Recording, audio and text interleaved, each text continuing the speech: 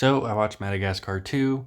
It was pretty fun. Bernie Mac plays the dad, which I recognize his face, but honestly, I'm pretty sure I've never seen him in anything but this.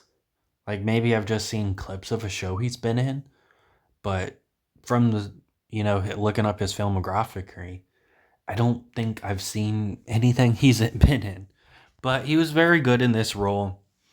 Plot of this is we learn more about Alex's backstory, basically because he's the main character, so we're gonna learn more about him. I mean, they somewhat try and develop the others, but let's be honest, this movie's an Alex movie. So we learn about his backstory where as a cub he was kidnapped by poachers. They had to lure him out of like his territory, so it would technically be legal to steal him. His dad tried to save him, but he fell off the truck and the dad didn't realize it.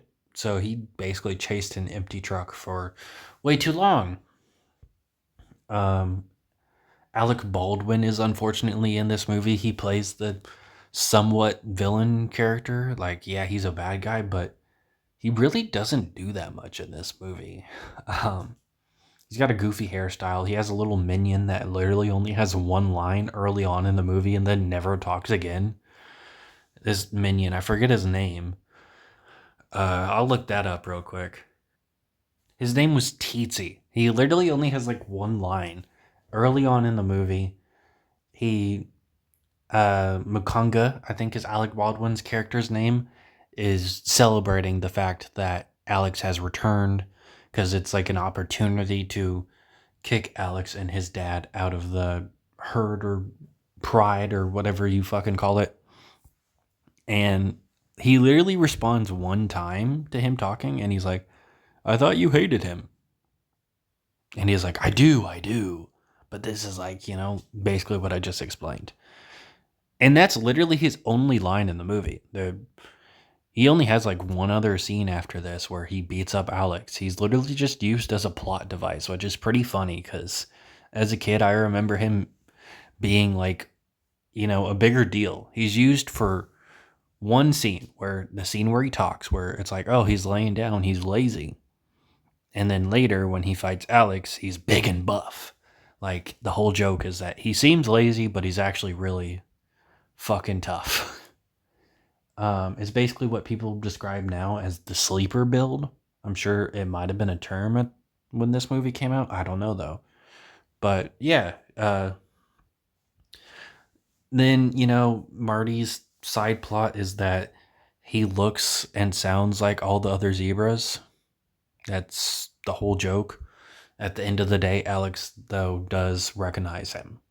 That's his whole plot. He has nothing interesting to do in this movie. Gloria's plot is one that has been infested with, fucking memes, where Moto Moto likes you. Her plot is she's trying to get with this guy Moto Moto, but he's kind of an airhead, a douchebag that really only likes her because she's bigger. And she realizes that and, dumps him. He's played by will.i.am of all people, which is crazy. And look at the cast. I've just learned that David Schwimmer, who I've never really seen in anything, I don't think. I know he's in Friends, plays Melman. Melman's side plot is him finally wanting to confess to Gloria, but he's also like trying to become a doctor and help out the people in Africa. So for a little bit, he thinks he's dying, and that's also a plot point.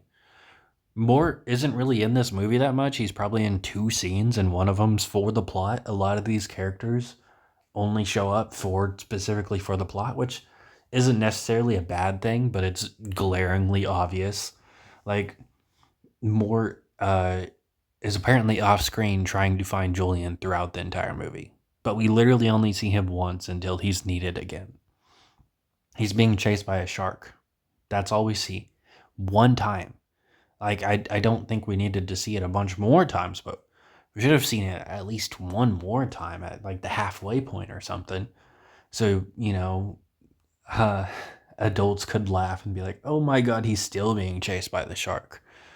But instead, The shark does eventually come again chasing him, but it's just for the shark to fucking die. It falls into a volcano. And yeah, Mort's in the movie now, even though the movie's basically over. He's just there for the plot. um, the movie ends with them supposedly going to stay in Africa with Alex's family for a while. But of course, as we know in the third movie, he doesn't.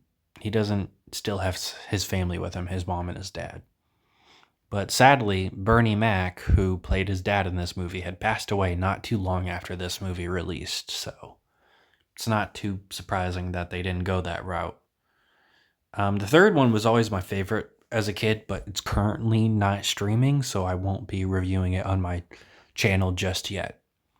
I always liked the third and the second one the most. The first one was my least favorite out of the three. I still think it's a good movie. I just think the second and the third had a lot more to offer.